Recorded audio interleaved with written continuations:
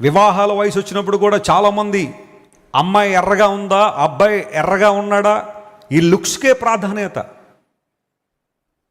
ప్రార్థన చేస్తుందా, వాక్యం చదువుకుందా, మారు మనసు పొందిందా, దేవుని సేవలో కొనసాగుతుందా, దేవుని కోసం జీవించే అమ్మాయి అయినా ఈ కాదు అడగట్లా. అమ్మాయి చూడడానికి బాగుందా, అబ్బాయి చూడడానికి బాగున్నాడా, అయితే సెట్ అయిపోద్దండి మ్యారేజ్. మొన్నకు ఎవరు అన్నాడు, దగలాడిపోయిందని చేసుకున్నానన్న, ఇప్పుడు బగలాడిపోతుందన్న లైఫ్ అన్నాడు. కొంతమంది దగ్గర చాలా ఇలాంటి జ్ఞానం ఉంటుంది, అప్పుడప్పుడు మాట్లాడుతుంటే బయటకు వస్తాడు. దగలాడిపోయిందని చేసుకున్నాడంటే అమ్మాయిని, బగలాడిపోతుందంటే ఇప్పుడు జీవితం అంతా. అంటే అందరూ అలా ఉంటారు నేను అంటలా, కానీ చాలా మట్టుకు ఇలాగే జరుగుతున్నాయి ఈ రోజుల్లో.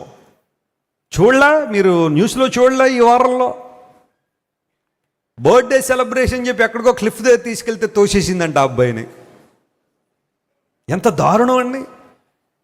17 కోట్ల రూపాయలు పెట్టి పెళ్లి చేసుకుందామని ఆ ప్లానింగ్లో ఉన్నాడు అబ్బాయి. 600 కోట్ల రూపాయల ఆస్తట. పెళ్లి షాపింగ్ కోసం డబ్బులు ఇవ్వవా అంటే ₹1 కోటి ఇచ్చాడటండి అబ్బాయి. ₹1 కోటి.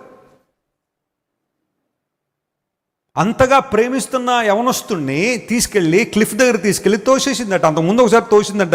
వాడికి అప్పుడైనా కళ్ళు తెరవబడ్డాయి అంటే తెరవబడలా. మరి అక్కడ పాము ఉంది అందుకని తోసేసాను అందంట. సరే నిజం అనుకున్నాడు, నటించింది ప్రేమ. మరలా తీసుకెళ్ళింది కొండ శిఖరం మీదకి తోసేసింది. చచ్చిపోయాడు తలకాయ బద్దలై. కనీసం రెగ్రెట్ కూడా లేదు అమ్మాయికి ఈ రోజుల్లో. వెళ్ళిన వాళ్ళందరికీ అసభ్యకరంగా మాట్లాడడం, అసభ్యకరణ చిహ్నాలు చూపిస్తుందట. ఏమైపోయింది ప్రపంచం? అట్రాక్టివ్గా ఉండాలనుకున్నాడు, అట్రాక్టివ్గా ఉన్న వాటిని కోరుకోవాలనుకున్నారు. ఆఖరికి జీవితం ఇబ్బందులు పాలైపోయింది. Whenever you take a decision about anything, ఆత్మనేత్రాలతో చూడండి, మనోనేత్రాలు తెరవండి, విశ్వాస నేత్రాలతో చూడండి. దేవుడు మీ జీవితంలో కార్యాలు జరిగిస్తాడు.